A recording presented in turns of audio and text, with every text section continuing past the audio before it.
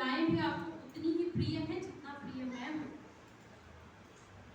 तो उनके पिता को बड़ा अचरज हुआ कि इतना छोटा बालक है और इसका प्रश्न नहीं।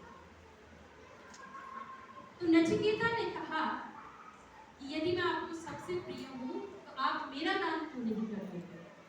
अब क्या हुआ कि वो जिद करता रहा, हट करता रहा, तो पिता को थोड़ा सा क्रोध आ गया और उन्होंने कहा कि मैं तुम्हें यमराज को दूंगा, क्योंकि तुम मानोगे नहीं, मैं तुम्हें यमराज को दूंगा। जैसे हम आजकल छोटे बच्चों को डांट देते हैं और कह देते हैं कई बार गुस्से में कि भाई अब देख तेरी मौत आ गई, मतलब ये हम सामान्य बोलचाल की भाषा में बोलते हैं। तो उन्होंने भी कुछ इसी प्रकार से कहा और कहा कि मैं तुम्हें यमराज को दान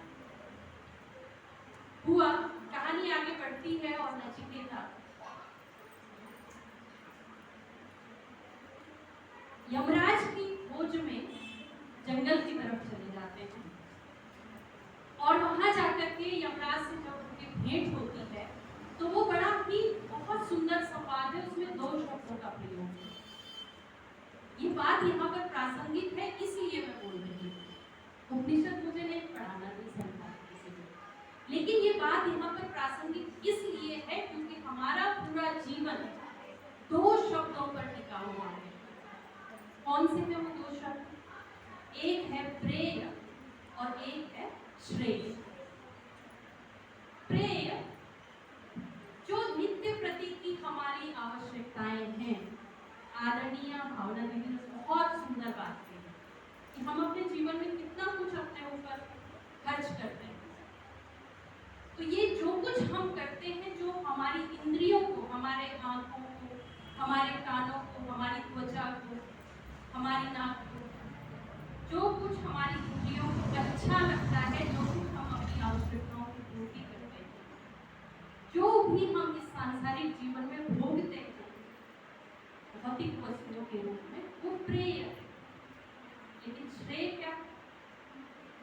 श्रेय वह है जो कि हम चाहे राष्ट्र के लिए अर्पित करते हो, चाहे हम आध्यात्मिक कल्याण के लिए करते हो, वो हमारी आत्मा को तृप्त करता है। तृप्ति की बात की आपने हमसे जब हम लोग वहाँ पर थे और थोड़ी अनौपचारिक बातचीत में थे, तो आपने बहुत सुंदर बात कही कि जो तृप्त करता है, जो तृप्ति देता है, वो आत्मा को तृप्त करता है। तो वो आनंद का विषय है, वो केवल भूख का विषय नहीं। तो प्रेय जो शब्द है और श्रेय जो शब्द है वो बिल्कुल ऐसे बैठे हुए, एक दूसरे की तरफ पीठ करते। यानी अगर प्रेय सामने की तरफ है तो श्रेय पीछे की तरफ। हमको क्या करना है? श्रेय के लिए अपने जीवन का पल पल समर्पित